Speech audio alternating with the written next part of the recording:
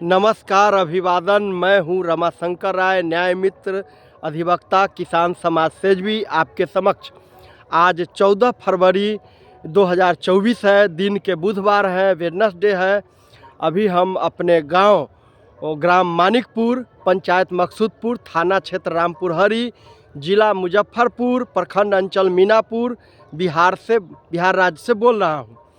अभी आप देख रहे हैं प्रकृति की सुंदर दृश्यों के बीच हूँ। थोड़ा सा फॉग धुंध जो है लगा हुआ है।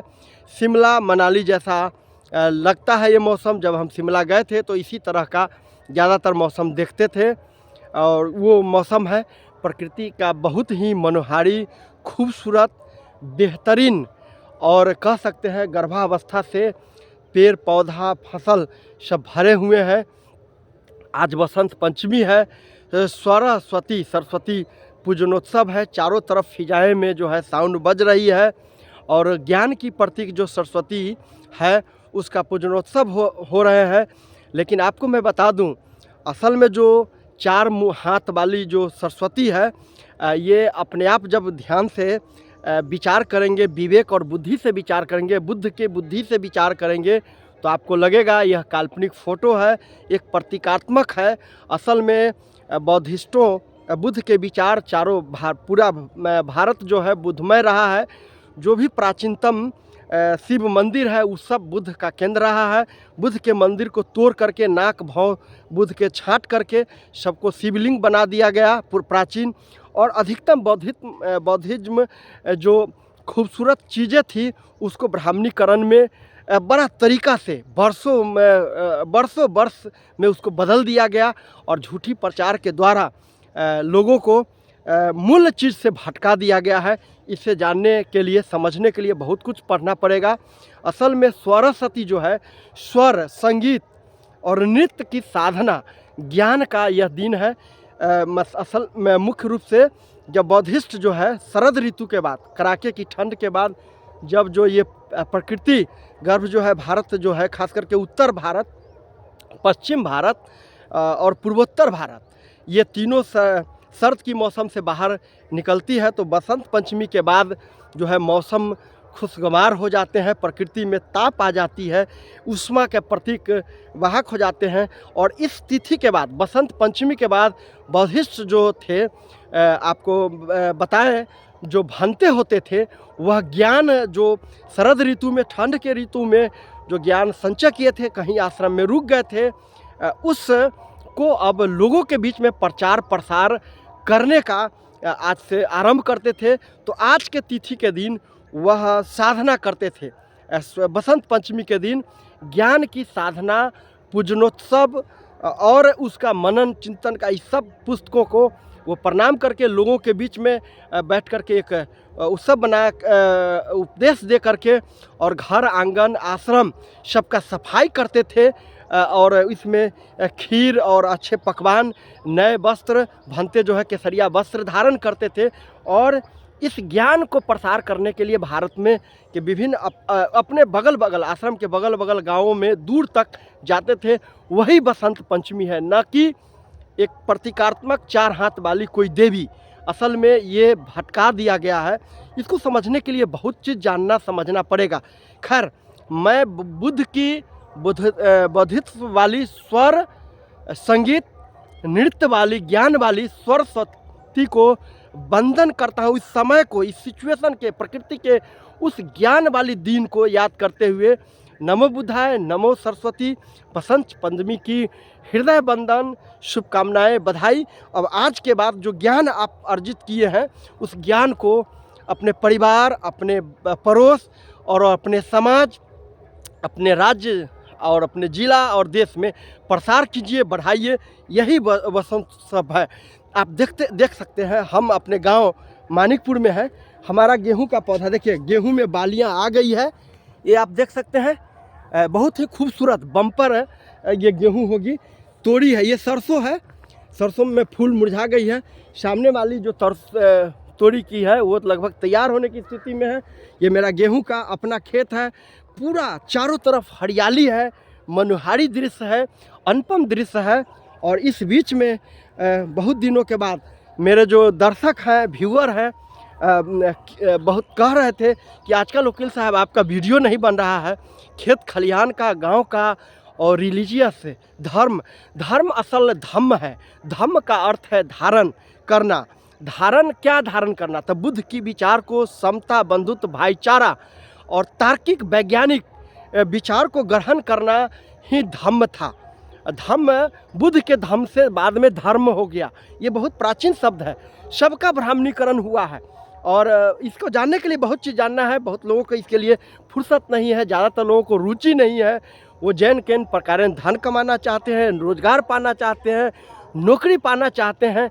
और ऐसे लोग ज़्यादातर हैं कि ज्ञानी समझदार लोगों को वो टाल के रखना चाहते हैं, अपने पास से हटा के रखना चाहते हैं। उनकी तर्क और ज्ञान उनको नहीं चाहिए, केवल जय जयकार करने वाले और झंडा उठाने वाले पास में चाहिए। ये भी एक राजनीतिक कूटनीति है कि समझदार आदमी जो है, जो आपके समाज में नेतृत्व करता है, आपके जो तथाकथित प्रतिनिधि नेता है, लीडर है, उनको नहीं चाहिए। खैर, उस विषय पर नहीं जाना है। इस मनोहारी दृश्य के बीच अपने दर्शकों को समझाना चाहते हैं कि पढ़ना है सच्ची चीज़। संविधान भी हमारा कहता है, हमारा कानून, हमारा कॉन्स्टिट्यूशन ऑफ इंडिया भी कहता है, लोगों को तार्किक, वैज्ञानिक और प्रगतिशील सोच के, संवैधानिक समझ के लोगों को पैदा कीजिए, बनाइए और उनको समझाइए। तब भारत हमारा खुशहाल समाज और दुनिया में प्रतिष्ठित, ऐश्वर्यशाली और संपन्न राष्ट्र में काउंट आएगा। भारत कभी सोने की चिड़िया थी, भारत कभी ज्ञान का केंद्र था, भारत पूरे विश्व का आकर्षण का केंद्र था। वो सारा का सारा पीरियड बुद्ध काल का था, बुद्धिज्म काल का था, बुद्ध की ज्ञान की काल का था। वो उस समय ये भारत की ऐश्वर्य प्रतिष्ठा थी, न कि ये झूठी काल्पनिक ब्राह्मणिज्म और तथाकथित किसी भी धर्म के लोगों में उलझाने वाला समय था। उस काल को मिटा दिया गया है, उस पर परत जल गया। जहाँ कहीं भी मंदिर, मस्जिद के विवाद वाले जगहों को उत्खनन के बाद खोजा जाता है तो वहाँ बुद्ध निकलता है। लेकिन चालाकी से जो इस्लाम के भी प्रतिनिधि और तथाकथित ब्राह्मणिज्म के जो हिंदू प्रतिनिधि है, वो कहते हैं यहाँ मंदिर का अवशेष है, झूठ बोलते हैं। वहाँ से निकलता है बुद्धिज्म का अवशेष, उसका प्रूफ, प्रमाण। लेकिन उसको चालाकी से ये चतुर चालाक लोग अखबार में, टेलीविज़न में, मीडिया में छापते हैं। मंदिर का अवशेष निकला है सब जगह, न्यायालय से लेकर सब जगह वो लोग बैठे हैं उल्लू बनाने के लिए। हर डाल पर उल्लू, तथाकथित ज्ञानी जो है उल्लू बनाने के लिए बैठे हुए हैं।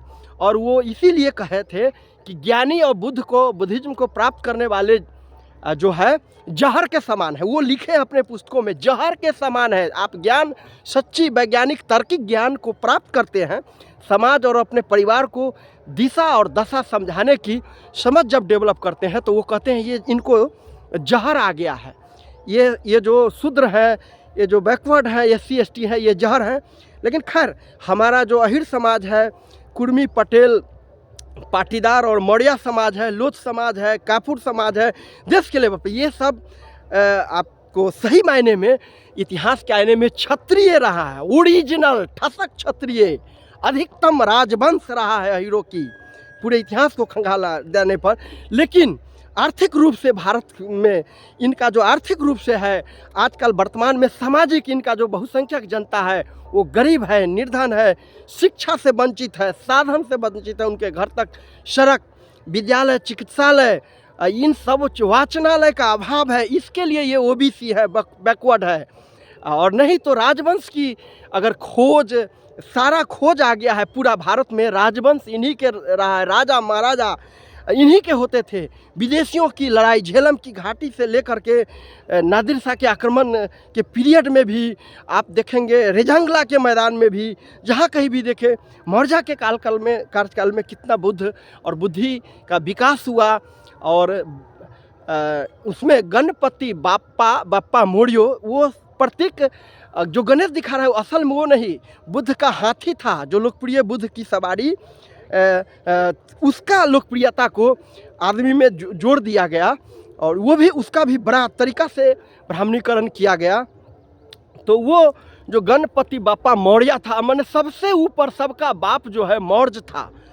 क्यों? क्योंकि मौर्य सम्राट के रीजन में ही भारत का शासन ईरान तक था और ईरान नरेश भी अपनी बेटी और संपन्न हीरा जवाहरात और अच्छे नस्ल के घोड़े गिफ्ट में वो युद्ध की लड़ाई से डर करके दिए थे। शासन ठसक चला था। खैर बहुत ज़्यादा दूर नहीं जाना चाहते हैं। तो ये क्षत्रिय कुल सब है जिनका इतिहास में वास्तविक क्षत्रियता है, लेकिन इसको नहीं लिखा वो लोगों ने, इसको झूठी काल्पनिक कथा में बदल करके और झूठा छौंक मसाला माने दिग्भ्रमित करने वाले ज्ञान वो उनका जो ज्ञान है तथाकथित जहर साइनाइड जैसे ज्ञान को लिटरेचर साहित्य में लिख के बोल के कवि के माध्यम से झूठ को चारों फिजाएं में आपके खून में, आपके रुआ में, आपके दिमाग में कचरा भर दिया है। उस कचरा को साफ करने के लिए आपको वैज्ञानिक तर्कशील बामसेफ के कैंप में जाएंगे। सच्चे मायने में बहुत सारे ऐसे कैंप है, शोषित पिछड़ा बहुत सारा संगठन चल रहा है, उसके कैंप में जाएंगे ना तो झूठी ब्राह्मणीकरण की कचरा जो है वो साफ हो जाएगा, निकल जाएगा। तब आपका दिमाग शांत, निर्मल, शीतल, पवित्र, समता, बंधुत्व, भाईचारा, बुद्ध की बुद्धिज्म और बेहतरीन तार्किक संवैधानिक ज्ञान से लैस हो जाएगा। मैं भी उसमें से थोड़ा सा ही अंश, अथाह समुद्र में से थोड़ा सा, बहुत ज़्यादा नहीं है, बहुत रोज भी पिछला ज्ञान हमेशा नई ज्ञान आने के बाद संशोधित हो जाते हैं और लगता है और ये है। या सरस्वती के जी का भी बड़ा लेख पढ़ा, गणेश जी का, ये सब ब्राह्मणीकरण किया गया, ये सब बौद्धिज्म का उत्सव था, फेस्टिवल था, जो जिसको चेंज कर दिया गया धीरे धीरे। लेकिन जो बहुत समझदारी न जानने के कारण जो वामपंथी विचारधारा के लोग हैं, तार्किक वैज्ञानिक धारा के लोग कहते हैं ये सब ब्राह्मणीकरण वाले है, इसको छोड़िए, भटकाइए नहीं, अंधविश्वास पाखंड में नहीं। असल में आप ही के उत्सव को वो ब्राह्मणीकरण कर दिया है। वो छोड़ने के लिए कुछ नहीं किया, ऊपर से सब में लेप लगा दिया, चढ़ा दिया। आपके अंदर वाले ढांचा को यूँ थोड़ा सा बदलाव करके ऊपर से वो अपना ब्राह्मणीकरण का खल्ला कहते हैं, उसको चांद जो ऊपर से चढ़ा करके पूरा उड़ा करके बदल दिया है। खैर लौटते हैं इस फिर बसोत्सव की इस सुंदर दृश्यों के बीच। आज जैसा कि मैंने कहा 14 फरवरी 2024 है। आज प्यार मोहब्बत का भी दिन है, वैलेंटाइन डे। तो ऋषि वैलेंटाइन जो है प्यार मोहब्बत अपना बिछड़ा हुआ पा लिया था अपने कोशिश के दिन। प्यार मोहब्बत पर एक बात आती है, लव और युद्ध में एवरीथिंग इज राइट है, माने सब कुछ जायज़ होता है, लेकिन सभ्यता और पारिवारिक सांस्कृतिक दृष्टिकोण से सब चीज़ जायज़ नहीं होता है। कानून के दृष्टिकोण से प्रकृति के अवधारणा पर आधारित चीज़ जायज़ होता है। तो आज वैलेंटाइन डे भी है, तो वैलेंटाइन के रूप में भी हम इसको आप लोगों को अभिनंदन कहते अपनाते हैं, बनाते हैं।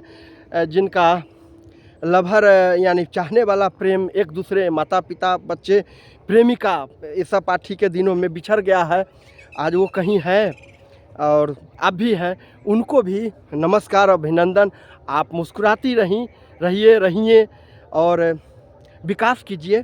आपकी हंसी में सही प्रेमी का मुस्कुराहट है। और फिर से इस बसंतोत्सव 14 फरवरी सरस्वती दिवस के अवसर पर नमो बुद्धाय, जय विज्ञान, जय संविधान और जय भारत। आप सबको अभिनंदन, वंदन। कोई दुर्भावना, कोई बेकार की समझ के साथ नहीं, सबके साथ प्रेम भाव, भाईचारा, किसी के प्रति दुराग्रह नहीं। हाँ, मूर्ख बनाने आने वाले के प्रति अलर्ट, सावधान, और उनको भी रिएक्ट प्रक्रिया तरीका से करने के लिए तैयार रहने के साथ, हृदय बंधन और मुस्कुराहट और खुशबू के साथ इस अपने घर के, देख रहे हैं सामने में मेरा घर है, ये सामने में घर है, एकदम पौधों के बीच में मेरा घर है और इस प्रकृति के बीच में जीता हूँ, खुशबू लेता हूँ। सामने में मेरे दियाद लोगों का घर है, मेरे चचेरे भाई सब का घर है, सामने सब यहाँ पर जो है, ये मेरे सामने जो देख रहे हैं छोटे भाई का है। यानी हमारे पूर्वजों ने चौड़ में ही आकर के बसा था, गाय भैंस की बड़ा खेप लेकर। खैर उस पर नहीं चलते हैं। एक बार फिर से प्रकृति की इस मनोहारी दृश्यों के बीच आप सभी दर्शकों को, व्यूअर को, अपने चाहने वाले को, परिचितकों को, परिचितों चिंतकों को, शुभचिंतकों को और इष्ट कुटुंब को, मित्रों को तहे दिल से बधाई, शुभकामनाएं। और जिन लोगों को मेरा RSR लाइव यूट्यूब पर मेरा RSR -LIV लाइव है, उसको सब्सक्राइब कीजिए, शेयर कीजिए। मेरा बात अच्छा लगे तो प्रतिक्रिया दीजिए, लिखिए। और फेसबुक पर मेरा फेसबुक पेज है RSR लाइव स्पेस के बाद वो उसको भी आप लाइव सब्सक्राइब कीजिए। मेरा व्यूअर बढ़िए और ताकि मुझे खुशी हो और हम जो संवाद करें हमारे लोगों तक आसानी से पहुंच जाए। तो आज बसंत पंचमी 14 फरवरी 2024 के इस दिन की शुभ अवसर पर अपने खेतों, अपने गांव से आपके समक्ष मैं रमाशंकर राय, अधिवक्ता, किसान, न्याय मित्र, समाज सेवी, जय विज्ञान, जय संविधान, जय भारत।